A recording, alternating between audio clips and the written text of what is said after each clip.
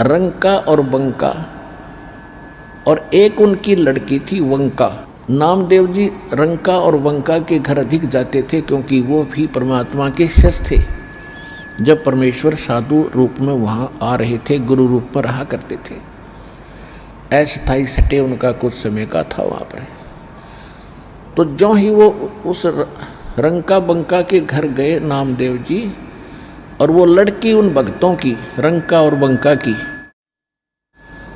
एक पट्टी तैयार करे थी, जैसे अपने देसी औषधि बना के हल्दी कूट के तेल में पका के।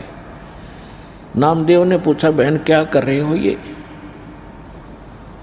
वो कहने लगी, भाई तेरे खोदे हुए खड्डे आंट रही हूँ। अब मैंने क्या कर दिया कि भाई तू कतई नहीं मानता, भगवान गुरुदेव जी कितना संकेत करते हैं, भाई तुम अपनी यह अंगा मत दिखाया करो, अपनी शक्ति का प्रदर्शन ना करा करो, थारा भट्ठा बैठ जाएगा। पर भाई तुम बाज नहीं आता। और भक्तों की इज्जत रखने के लिए भगवान को दुख उठाना पड़ता है। तेरे को क्या जरूरत थी वहाँ उस मंदिर में घुसने की? और जब तेरे को बाहर पटक दिया ना भगवान की इज्जत का, तेरी इज्जत नहीं भगवान की इज्जत थी वहाँ पर। भगवान का नाम लेनिया नहीं रहे वो कोई, सबको पता था कि उसका भगत है, उस गुरु का परमात्मा नाम बदल कर वहाँ रह रहे थे। और क्या बनती बेरा तुझे? तेरे को जरा सी लगती है तू आँख नहीं खोलता।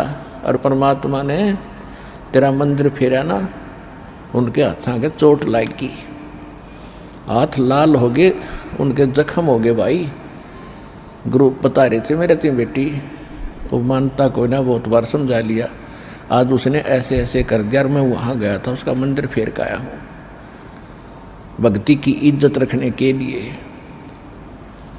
और गुरु जी का हथम जख्म हो रहे हैं, चाल दिखाऊंगी। अब वो लेकर गए, पट्टी बांधी, नामदेव पढ़कर तरुणों में रोने लग गया, महाराज मेरे से गलती होगी।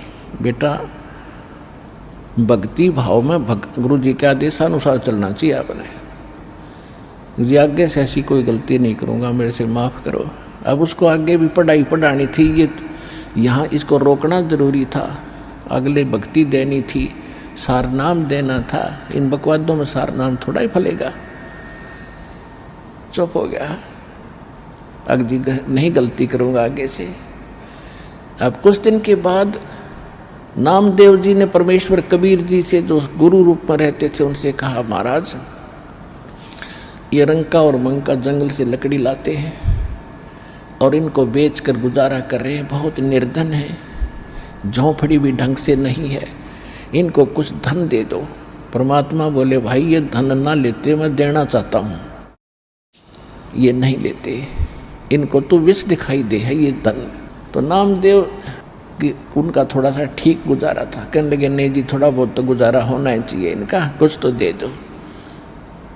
परमात्मा बोले, भाई ना लेते ये, क्यों गुरु जी को हम चाहे परमात्मा आ जाए, क्योंकि तो विभिन्न रूप में होता, तो हम बेशक सारा कुछ मानते हैं, फिर भी नहीं रहे गुरु जी तो गुरु जी हैं। तो कहने लगे जी कुछ तो देना चाहिए इनको। अच्छा बेटा ले आज देता हूँ, तू मेरे साथ चल। अब क्या किया परमात्मा ने, अपनी सिद्धि शक्ति से गहने सोने के आभूषण अच्छे बनाए, चांदी के सोने के, और आ जा भाई इनके रास्ते में डाल देंगे, ठा ले जाएंगे। हाँ जी सही बात है। वो लकड़ी लिए आ रहे थे, वह बंका पीछे थी, रंका आगे आगे आवा था, सिर पे लकड़ियों का बंडल था। वो 100 फुट पीछे थी, 100-150 फुट, रंका आगे आ गया था। क्या किया रास्ते में, वो सोने के आभूषण डाल दिए और नामदेव और परमात्मा एक झाड़ी के पीछे बैठ गए।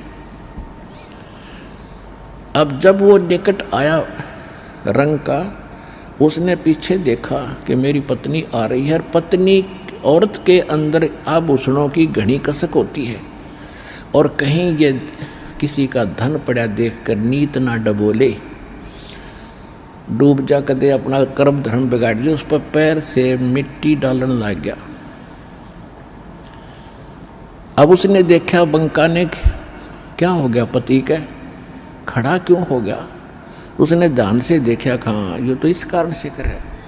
वो कहने लगी, चलो चलो जी, क्यों मिट्टी पर मिट्टी डाल रहे हो, चलो चलो क्यों मिट्टी पर मिट्टी डाल रहे हो। उसके पास से दो निकल के, देखा भी नहीं उसको।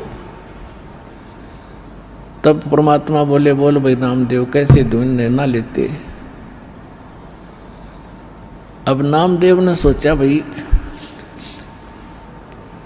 उसकी बुद्धि इतनी ही काम करे थी कि जी और कोई तरीका अपना लो। अच्छा भाई, और भी तू कहेगा, मैं वो अपना लेंगे। एक दिन क्या था, सत्संग हो रहा था। परमात्मा सत्संग कर रहे थे, रंका और बंका, ये दोनों सत्संग सुन चले गए। नामदेव भी वहीं बैठा था। उधर से क्या हुआ, वो लड़की घर पे थी और वो बाहर बैठी थी चारपाई पे। उस झोपड़ी में आग लग गई। वह दौड़ी दौड़ी आई लड़की के, माताजी पिताजी, माताजी पिताजी। कहा क्या हो गया बेटा, कि झोपड़ी में आग लग गई। सत्संग चल रहा था और वो बताने भाग गई। तो उन्होंने पूछा, बेटा क्या जल गया, क्या बच गया। कि एक चारपाई बची है बाहर, बाकी सब जल गया। कि उस चारपाई ने भी उसमें गिरा, वो बढ़ती आग में। राजा बेटी सत्संग सुन ले, न चारपाई ने ठोकर, वह ना होती तो सत्संग में बात ना आनी चाहिए बेटी। आग लगो इस झोपड़ी का, इसने भी गिरा उसके माँ। और यह झोपड़ी ना होती तो सत्संग में बात तो ना आती। तुमने ध्यान भंग कर दिया, इतना आनंद आ रहा था। तो कहने का भाव ये है पुण्यात्माओं, फिर नामदेव की आंखें खुली, रत तेरा गजब ये भगत ऐसे होने चाहिए। और फिर परमात्मा ने इतना सुंदर मकान बना दिया उनका। कहते नुक्ते ऊपर रिज जाएगा, 1 करोड़ कर्म जल जाए तुम्हारे।